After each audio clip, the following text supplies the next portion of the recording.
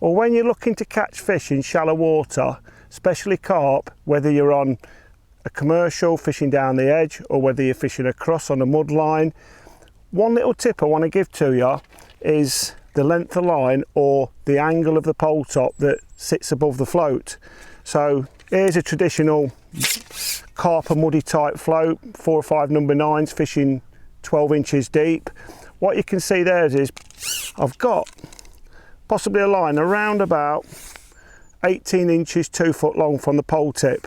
But the problem I've found over the years is that the angle of the pole top, if you're fishing with back shots, is that the pole top, because you're holding against the back shot to set the float, the pole tip is actually above the float and can easily spook the fish. So what I've done over the last few years is I've just moved them shots, and as you can see already, my pole top is come down roughly with the surface of the water. So again, this is just basically keeping the pole top away from the 2 shots, just sort of anchor it in position.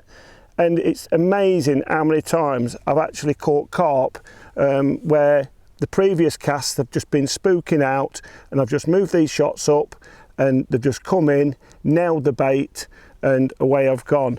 This can work also down in the margins where you're targeting the carp also, even up to water depths into like 2 and 3 foot, but it really does seem to stand out when you're fishing like that 12, 14, 16 inch depth, especially when you're targeting carp. It also works for F1s, but it's their mirrors and commons and wise fish. They've seen it all before.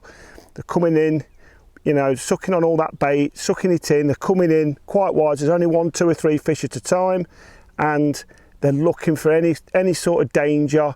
Pole top to one side, just get a proper bite and you've nailed one. So try it out.